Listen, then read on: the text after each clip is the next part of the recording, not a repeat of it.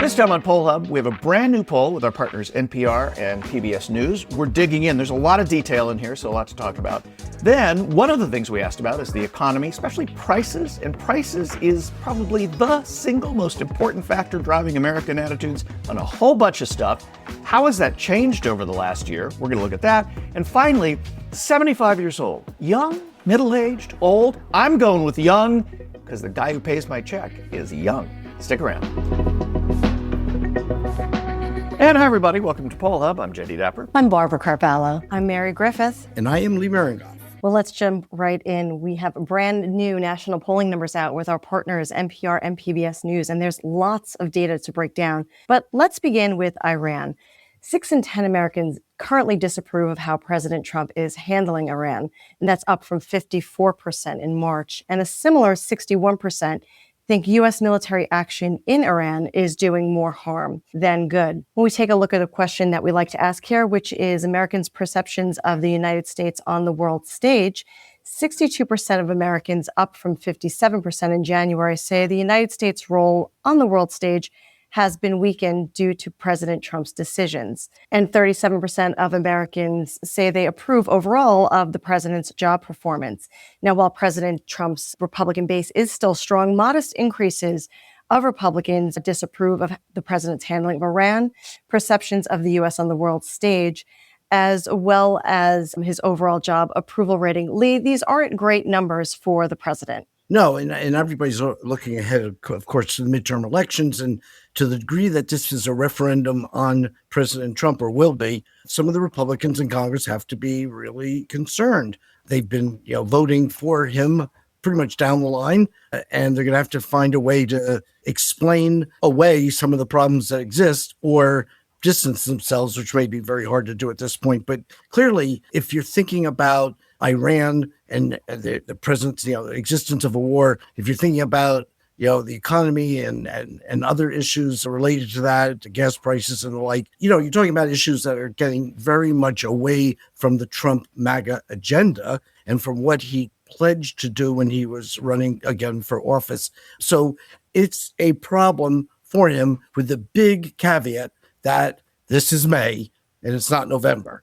And we may, in October, not be talking about Iran, and we may not be talking about gas prices. And if we're not, we just are going to look back at this one saying right now with a historical look at it. So, Lee, I do want to come to Barb in just a second. But, Lee, before we do that, you mentioned the congressional midterm elections. Where does the generic contest stand right now?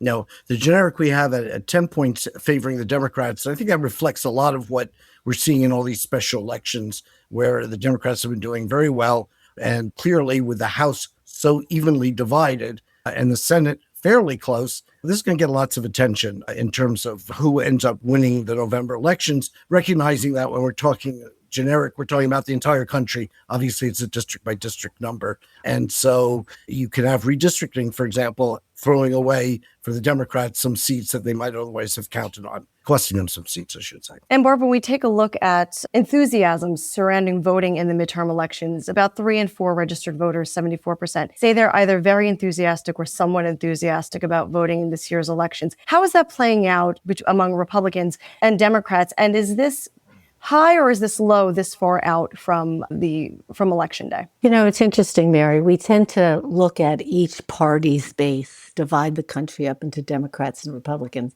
And although we divide that way, each party does not have a majority in the country as a whole. Now, that obviously is a little different in districts, particularly those that were redistricted to favor one party or the other. But I think it's important to note that regardless of the election that we're talking about, I think we need to think in terms of which party really has the confidence of voters that perhaps lean one way or the other. People who identify with a political party, whether they're enthusiastic or not, are likely to show up for that party. But those people who only lean towards a party, meaning they're more likely to vote for one or the other, but can be either swayed, although in these times, not so much. The more important factor is that they stay home. And that is why we look at this enthusiasm measure, particularly for those voters who don't strongly identify with a party, who will show up regardless. I thought one metric was particularly interesting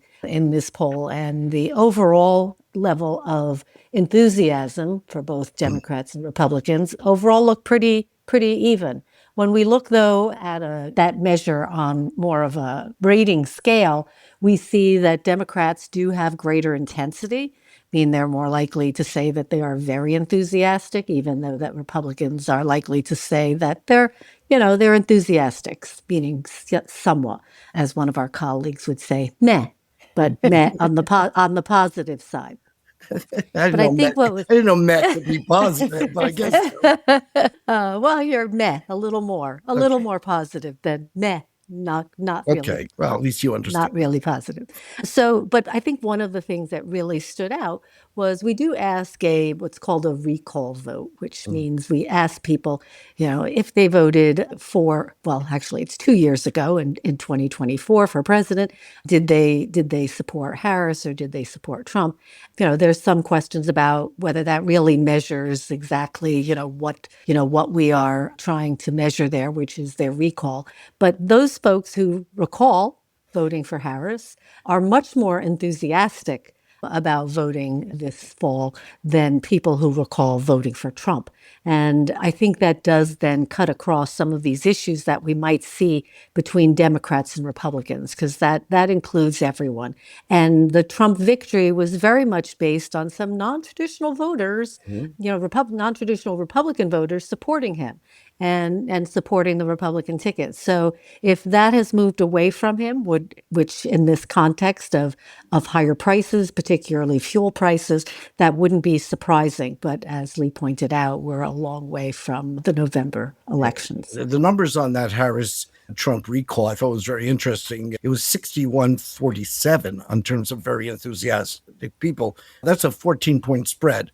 To the degree that reflects where people are, that's a big number going on. They explain why the Democrats, to some degree, do well in these special elections, because they just have people marching eagerly to vote, recognizing also that by November, not only maybe the issue agenda has shifted, but people are maybe less positive about their candidates and maybe more negative about their opponents. And that's a sort of a play on enthusiasm, because you're voting because you really dislike the other guy getting control of the House or the Senate.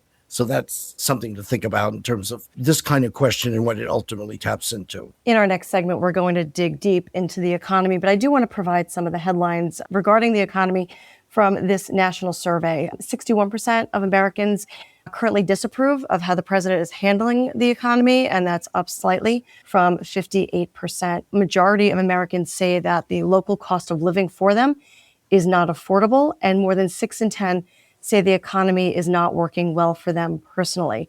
We've brought up the issue of gas prices a couple of times just in the last few minutes alone, and more than 8 in 10 residents nationally say they are feeling the pain at the pump. 33% say that they are either feeling a major or minor strain on their household budget due to the current price of gas, and 63% of residents nationally place a great deal or a good amount of blame on President Trump when it comes to these rising gas prices. Lee, is there any type of silver lining for the president taking all of these numbers together? That gas prices go down. I think that's a requirement for November. And then the president can say, I told you just have to be a little more patient. I think right now the numbers are so severe that the state of the course argument is not going to be enough. Donald Trump ran on keeping us out of war and on keeping the price of fuel and the economy, keep the price of fuel low and the economy high. And clearly he's gotten off that message, that agenda. And, he really needs to get back on it. So the best thing for him is we're not talking about Iran and we're not talking about gas prices in the fall. Understand that in 2024, when we look at the drivers of support for the presidential candidates, immigration was an important issue for the Republicans. Abortion was an important issue for the Democrats, but the economy was looming very, very large. Mm-hmm. And when we look at the economy, that was clearly something that drove people to vote Republican in 2024. And it's certainly going to be a deciding factor this fall. All things being equal, and they never really are, but all things being equal, the midterm elections tend to be bad for an incumbent's party if the president is not seen favorably. So even if we took away, now I'm going to contradict what I just said before, even if we take away Iran and take away the economy, the context of a midterm election right now is going to be tough for the Republicans. So I just wanted to balance that off a little bit. Barb, I'm going to let you have the last word here. Another question that we did ask in this survey pertained to AI and whether or not the technology is going to create, if Americans think it'll create more jobs than it will eliminate. And what we found is nearly 8 in 10 Americans think that AI will eliminate more jobs than it will create. Why do you think Americans have this perception? Is it a misunderstanding of the technology? Well, I don't know if it's a misunderstanding of the technology as much as it's just a concern about change. And it's not like we haven't gone through these kinds of things before. Given our Lee and my age, we can, remember things like desktop computers coming into the mainstream. And, there are similar arguments. There are old movies, Desk Set with Spencer Tracy and Katharine Hepburn. Who are they? Huh? Who are they? Well, they were some they were some older, very popular actor and actress back in the 1940s and 1950s. Very last century, very last mid-century. But the movie was Desk Set, and it was about a mainframe computer coming, and taking away the jobs of librarians. So there's no question that there will be disruption whenever we have major changes to technology and any kind of economic sector. So, for instance, our move, many people will remember the move in the 90s from 80s and 90s from manufacturing to more retail and service. Every time we have those kinds of disruptions, you certainly lived, Mary, through the disruptions of the communications industry. So anytime we have those kinds of disruptions, I think rightfully so, people should be concerned because there is going to be a transition. There's going to be a transition in emphasis, incentives, and there's also going to be transition in the types of skills that are going to be needed for jobs going forward. AI feels like it's going, beyond the speed of light. But I think it will take us a bit of a while for that to trickle down to the job sector and what we are going to be doing in the future. So obviously we just talked about the economy in the last segment in our brand new poll. And we have been, and everybody, let's face it, everybody in polls ask questions in their polls about the economy in a variety of different ways. Prices, affordability, how you feel about the economy overall, jobs, that has traditionally been a big deal as well. But we wanted to look, because this is such a salient issue, we wanted to go back and just look at a kind of a short trend in terms of what we usually do in polling, which is just the last year. So more or less the time that Donald Trump has been in office, and Lee, as you mentioned in the last segment, it is what he ran on, right? He ran on, I'm going to, fix what he was calling a broken economy, and I'm going to make everything hunky-dory. So what has happened in the last year in terms of Americans' attitudes towards the economy? So from mid-2025 to early 2026, American economic sentiment has worsened. So from the polling at that time to the polling now, Americans' views on the economy have dimmed. In August of 2025, nearly half of Americans said the cost of living was unaffordable. 1 in 3 said their finances has gotten worse. 1 in 3 doesn't sound that bad. By December, 61% said the economy was not working well for them. By earlier this year, in February, that figure had grown to 72%, rating that the economy was either fair or poor. 78% of those named inflation as a very big concern. The big difference here, and this is what I think is really interesting about this, is inflation, obviously, and prices is the center of all of this. But there has been a partisan shift on concern about this that has really, I think, Lee, gone really quickly by historical, in historical terms. The shift from Republicans not thinking it's a problem to Republicans thinking it is a problem and essentially joining Democrats and independents in that. Let me give you a couple numbers and then we'll talk about it. Let's go back to August of 2025. 45% of Americans said cost of living in their area was not affordable. You move up to our poll in December of 2025, 70% said the cost of living was not affordable. Slightly different questions in your area, but they track pretty closely. 61% said in that December poll the economy was not working well for them, but there was a partisan divide. 73% of Democrats said not working well.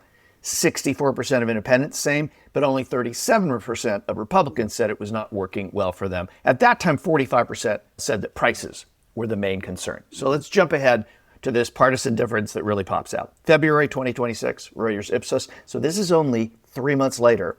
78% up from 45%. 78% said inflation was a very big concern. And the small partisan divide here, 86% are Democrats, 77% of independents, and 73% of Republicans.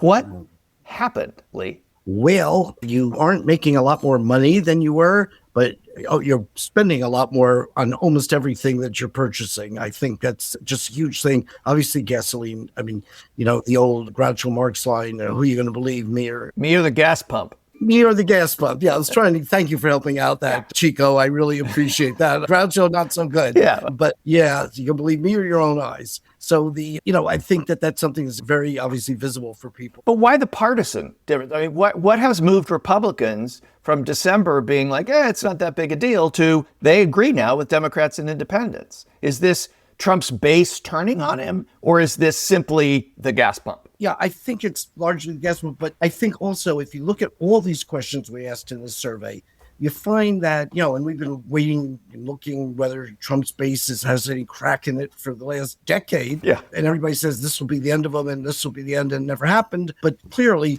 in this poll, almost every question, roughly 20% of Republicans have thumbs down on his approval, his handling, whatever you like. And those are increased numbers or disapproving of his job performance. So yeah, independents who he had in November in the 2024, he's lost them. And Democrats he didn't have. And now Republicans a little more shaky, but the gas prices are way even above that. So it's not just that. It has to do with, I think, the prices themselves. So Barb, what is it? Like Lee said, I mean, this notion that there's cracks in the Trump base has been going on since Charlottesville, practically, if not earlier than that. Yeah. And this is not necessarily a crack in his base, but it is Republicans saying the economy is in bad shape, and compared to how they were saying just 3 or 4 months ago. Does this automatically, you think, translate into, and they don't like Donald Trump as much because of what we're seeing in this increasing percentage of people not liking that? Or is it really just, I don't like filling up my F-150 for $120 at the gas pump? Well, I think much more the latter, although understand that fuel prices affect everything. I mean, Right. We just saw Spirit Airlines go under, and that was a direct result of despite the fact that the administration is pointing, to other things, particularly the refusal of a Reagan-appointed judge over the merger between JetBlue and Spirit in 2024. It's really a direct result of fuel, and everything is impacted by fuel, because if you think of how the economy moves, how everything is dependent upon it, whether it's the logistics and the transportation of goods, or it's the manufacturing of those goods, it doesn't matter.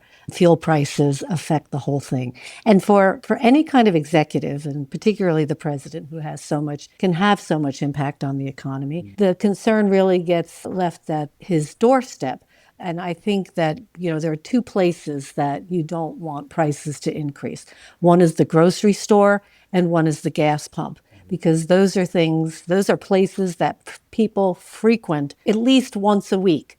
Yeah. and sometimes more. And so it's something that is constantly coming up. It's something constantly, top of mind. It's on the front. It's just right in front of you all of the time. And so what we have been seeing is incredible inflation on groceries. If anybody, when you do go to the grocery store, you are stunned by things that, cost, not just half, but maybe a third of that amount just a couple of years ago. And, the gas pumps and pictures of gas prices have been, floating around social media now for, several months, and everybody trying to top the latest high mark. And that's just with regular unleaded gasoline, not to mention diesel fuel, which many businesses really depend on, small businesses depend on.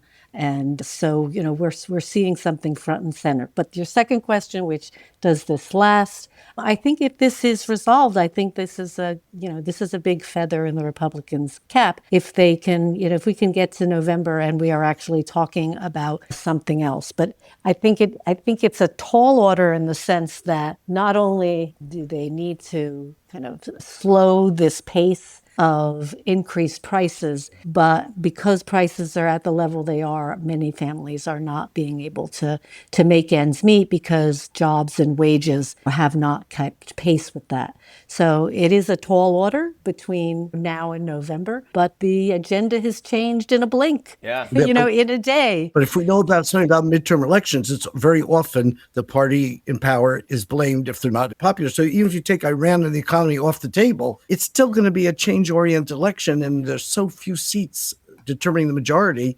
I think it's a problem right now for the Republicans, and it's not going to be easy in the fall year. Yeah. So our friend G. Elliott Morris over at Strength in Numbers has been making the case for the last couple of weeks, running some models on prices and the expectation of prices. So it's an inflation expectation. And he posted something this morning that was really interesting.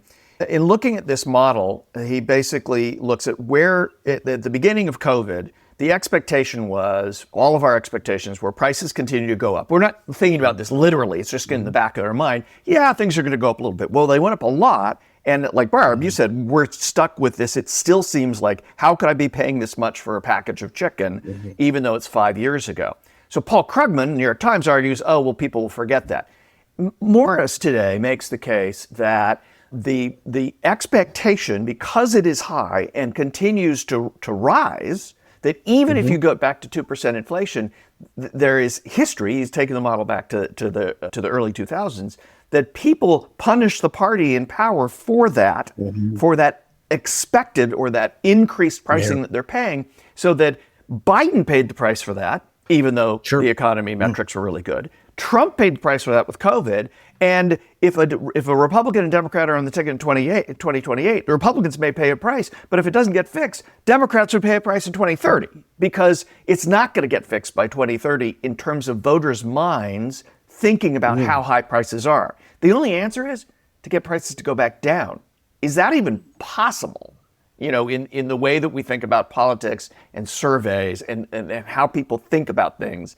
Is it even possible that prices could go down enough where Americans would change their minds on this? Well, see, the issue with prices going down is that is actually not painless. If you think of sectors where prices have gone down, such as the housing crisis, in the 2008, 9, 10, where, that sector, prices, collapsed because of all of the issues that occurred there. Did it make housing more affordable? Yes, but also people lost a lot of equity that they were depending upon for retirement. So when prices go down, it's not painless. They go down for reasons that disrupt an industry.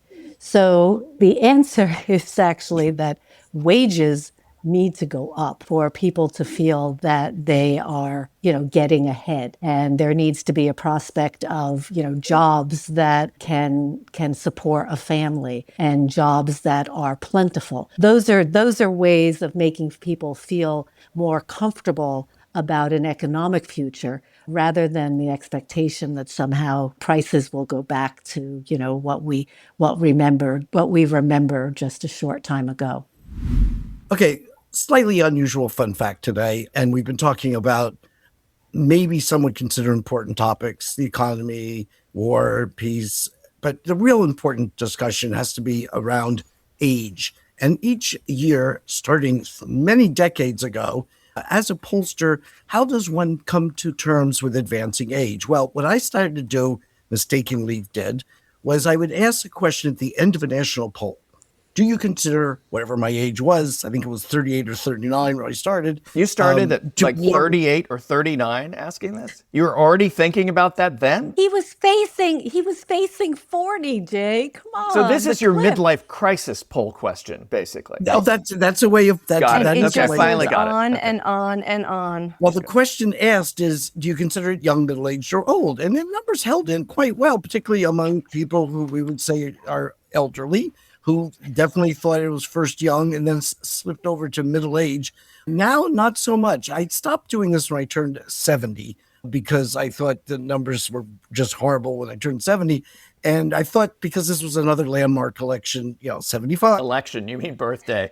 Bless you. That works. Yes. They're I wish we were 75. We'll voting let on you it. slide on that one. Okay, thank you very much. This is a senior moment. But I thought, 75, give it another shot, see what it looks like now. And the numbers are not good. I mean, let's be honest. 82% of a national audience in this sample feel that being 75 years of age is old. The next largest group is middle-aged, and a sprinkling of people think it is young. My guess is they may not have got the wording on the question down totally, or the people in that group might be over 100, 110. I don't know. And that's the problem. They were born very much earlier in the Yeah. 20th century. Yes. I always thought as the population got older, these numbers would get better and hang in there, but not so. So, we did have a nice party in the office yesterday. I was given 75 presents, and now I have 9 or 10 people looking for a job because they've all been summarily dismissed today. Anyway, look at the cross stamps. Mary, you love looking at cross stamps, right? All your poll stuff. Okay, so I looked at the cross stamps here looking for any kind of hope in this. And I must Stop say, looking. Stop looking.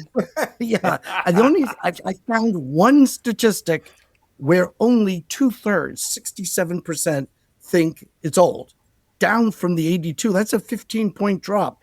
And who is that? Baby boomers and the silent greatest generation. Okay. So, Okay. and I leave it right there. So, guys, am I young at heart, or is it all over? Maybe you need to change the question a little bit. Then you can't trend it, though. Yeah, That's what he's looking true. for. That is true. But I think also, 75 is a lot younger in 2026 than it was in 1926. And so, once we had things like, antibiotics and vaccines, which were mandated, we went from a life expectancy of when you started this poll to, to something that was much, much higher. And people who are in their 60s, 70s, and even 80s can be much more active than they have been in the past. So, Lee, you still may have lots to go. Mary, go ahead, Mary. Jump in and say. You have a lot of the same interests as my 11 and 13-year-old boys. So I'm going with young at heart. Is that why? Okay, I is that why at appreciate the that. party? Is that why at the party yesterday we had hot dogs and hamburgers and mac and cheese? Because Exactly. you're basically a 9-year-old or a 10-year-old at heart, right? Yes. Totally. Yes to both of those. So And Lee, don't forget the the chocolate brownie cake. The only problem, Mary, is that although your two boys are 11, 13 roughly, right, age, they're one's substantially taller than I am, and the other will be taller sooner than later because not only is he growing, I'm shrinking.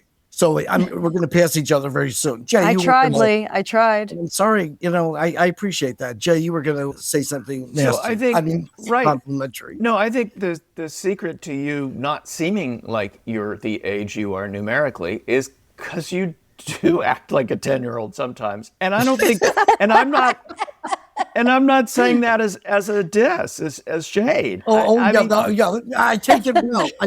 Right? No, I go for it. Yeah. We all know people who are much older. They seem much older than they really are. And you seem much younger than you really are. Right. And part of that is obviously attitude. And I think that's a good thing. I like to say, Jay, was it the bumper cars? the bumper, Was it the bumper cars 3 years ago? birthday At least bumper birthday cars. party. Or the game, we went to a gaming place so we could play like laser tag. It's like, what? Yeah. I mean, what? Anyway, so These are things that I think these are very important things, and I'm glad I could convince you. I must say, Well, hang on, Lee. I'm not getting off easy. Even the students yesterday, because yes, Lee was given 75 gifts, but he had to find them. So we had them hidden all over the office, and he was given hints. They were categorized, and he was given hints to find them. And the students were like amazed because you were crawling under, sofas. You were, climbing up on, step stools to reach your presents. And they're like, really? 75? and I got done and I sat down on the couch sweating profusely, and Jay, in a very empathetic way, said, "Do you need some water? Do you need some this? Want some air?" But I was going, no, but I need oxygen. With one present I wasn't given yesterday, I was given a lot of things. That was the one I needed at the time. But but it was a good time. I think we're going to retire this question because You don't want to see 100%. It's not getting better. Yeah, quit while you're ahead. Yeah, it's not getting better. It's only going to get worse. And we're just going to, it was a nice 4 decades of asking the question. I think we're just going to put this one to bed. And I promise we will have a different fun fact by next week. Until that time, have a good week, folks. That'll do it for Poll Hub this week. Poll Hub is produced by the Marist Poll at Marist University in Poughkeepsie, New York. Mary Griffith is our executive producer. Casey Schaff is our production supervisor. The Poll Hub team includes AJ Gambino, Tommy Rogers, Cassie Connors, Sylvia Weiser, and Molly Goodger. If you enjoy Poll Hub, consider telling a friend about us. If you'd like to learn more about polling and survey science, check out the Marist Poll Academy, our free online learning portal accessible from our website. Remember, you can always tell your smart speaker to play Poll Hub, and with any luck, it'll cooperate. Finally, wherever you listen to Poll Hub, there is a subscribe button. Click it, and the latest episode will be ready for you in your podcasting app as soon as it's released. We'll see you next time.